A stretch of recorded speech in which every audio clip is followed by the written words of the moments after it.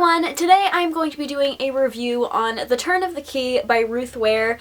I have not done a whole lot of review videos lately, so I feel like I'm kind of rusty on doing these, and I also didn't write up any real notes for myself, but I just finished this book last night, so hopefully all the details are pretty fresh in my head, but this video might also be a little bit all over the place because I'm kind of rusty on making full dedicated review videos, but we'll see how it goes.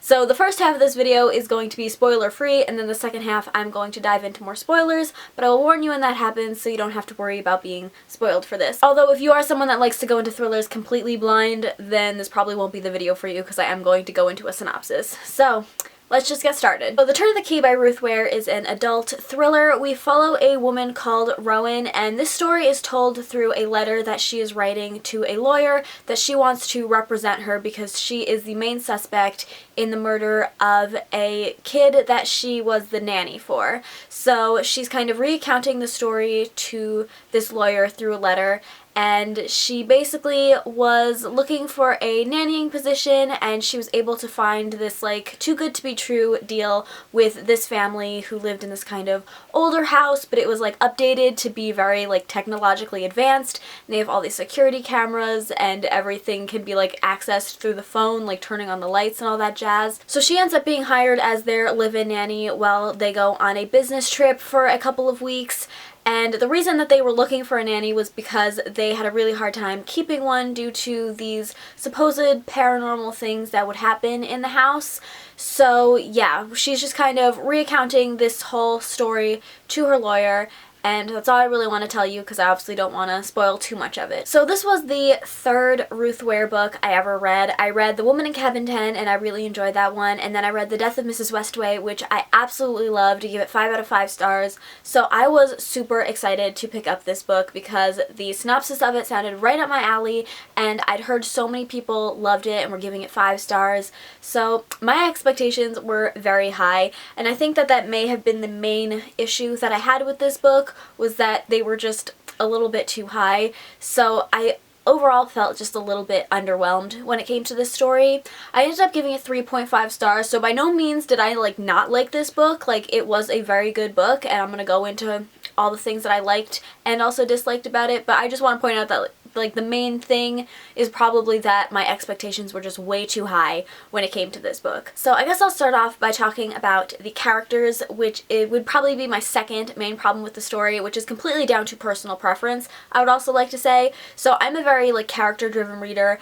I usually have to be very invested in a character in order to be invested in the story. Otherwise, the plot has to be extremely strong for me to like it if I don't like the characters. So when it came to this book, there just weren't really any characters that I found to be particularly likable or have any kind of redeeming qualities to them. And I really like to have a main character that I can root for, even if like it's a flawed character or a morally gray character. I like to be able to root for them, and I just didn't have that happen in this book. So because I wasn't super invested in the characters, I wasn't super invested in the story throughout reading it. That brings me to the plot of the story, which is going to be kind of complicated for me to explain my thoughts on, because Ruth Ware, like having read all of her other books, I know that she is incredible at like crafting these plots and like weaving all of these twists and turns together, and especially at the end when everything comes together, you can see just how well she has like crafted and planned out this story. But just throughout reading it, like before we get to the ending part, it's kind of really slow and a little bit underwhelming in the more thrillery aspects of the story. To me, this book had a very slow start to it. I feel like the actual kind of more thrillery elements of the story didn't start happening until over 100 pages into it, at least for me personally. And even just throughout the story, it was a bit slower. Like, she very much explained all the rather mundane aspects of being a nanny, and she even kind of acknowledges it in the book as she's writing to this lawyer. She'll every so often mention, like, I know this doesn't seem like it's useful information, but like I promise it all makes sense. And yeah, like in the end all of it does like tie together, but just while you're reading it, you're kind of just moseying along sometimes. This book is also very descriptive, which I don't think is like a negative thing at all, and like The Death of Mrs. Westaway I remember being like very atmospheric, and that is definitely how it was with this book. However, like because this is written as if it's a letter to a lawyer, it just seems like if I was this lawyer, I would be like, oh my gosh, get to the point, stop describing everything about this bathroom. It's just because it's written as a letter that the descriptions sometimes seem like it's way overdone, because you would have to have a heck of a lot of time on your hands if you were a lawyer trying to read this letter. Like I said, that's not necessarily a negative thing. Like, this book was very atmospheric. It kind of gave me When a Stranger Calls vibes sometimes, just because we are following like a nanny in this very like technological savvy house, and some of the things that happen, I obviously don't want to like spoil too much of it, but like the technology starts to kind of glitch out sometimes, and the lights will turn on and off, and the music goes on really loud. And so sometimes it reminded me of When a Stranger Calls, which again is not negative at all. I absolutely loved that movie. As far as like the thriller elements of the story, like I said, I felt like it was lacking a little bit in that, and the thriller parts, as I also said, didn't really start until a good ways into the book. But when there were those like thriller edge of your seat moments, they were like really intense, like proper suspense, edge of my seat, but they only happened like maybe 2 or 3 times throughout this story. Then of course, when it comes to thrillers, I would say one of the most important elements of this story is the ending and the twists and the turns. I did not anticipate any of those twists, which I probably should have, and I'm going to touch on that in the spoilery part of it, but there were definitely things that I probably should have picked up on that I didn't, just because I was being dumb, I don't know. But yeah, I did not see any of the twists coming. Like I said, at the end you can definitely see how well the story was weaved together. It's just while reading it that it's kind of slow, and I wish that that would have been a little bit better, because it does all really come together in the end. So that is why I gave it a much higher rating. If it wasn't for the ending, I think this rating would probably have been closer to a 2 stars, if I'm being completely honest, just because all the other things that I said. But because of the ending and just seeing how well she actually weaved this story all together, and like all the stuff that was going on in the background, I can definitely like appreciate how good of a plot it actually was, if that makes sense. I feel like I'm not really expressing my thoughts clearly, but I'm trying my best. So yeah, at the end of the day, I decided to give it a 3.5 stars. Definitely like on the higher side of a 3-star rating. Like, I know some people see 3 stars and think of that as bad, but like this was a good book, and a lot of my problems that I had with it were definitely personal preference things with the characters, or just being way too hyped up for the story. So I would still totally recommend this to anyone if you like thriller books. So yeah, I think that basically concludes all of my non-spoilery thoughts. So if you haven't read this book, I would recommend clicking out now so that we can dive into the more spoilery parts of this video. So yeah, let's just commence with the spoilers.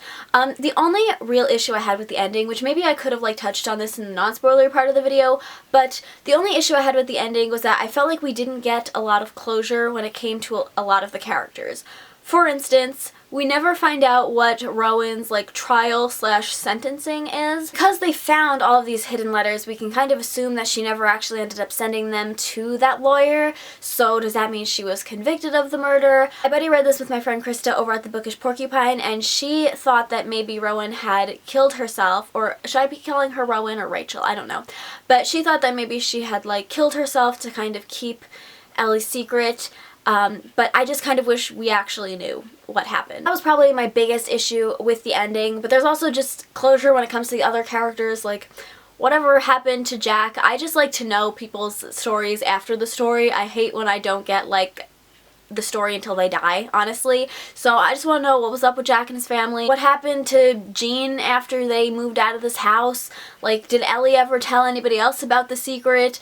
I just want to know all of those other details of like what the heck happened next. I hate not having that kind of closure. Another thing about the story that I just found to be a little bit of a stretch was the fact that none of these security cameras ever picked up on Maddie going into the attic. It was only like the last 2 nights that Rowan forgot to turn on the nightlight in the girl's room, and so she couldn't see into their room. So wouldn't she have seen any other night like Maddie getting out of her bed, or wouldn't there have been like a hallway camera that picked up on Maddie going into Rowan's room and like going out the window? And there's also no talk of like security cameras being on the outside of the house, like if the security cameras were only there to like watch their kids, or if they were there for like actual security purposes, in which case usually people have them on the outside of the house and could have like picked up on something like that, or would have had them in the forest where they could see the girls going into the poison garden and stuff like that. That was just something that I thought was like a little too far-fetched. Like, this is only like an 8-year-old girl. She doesn't know how to like evade security cameras at 8 years old. Like, surely something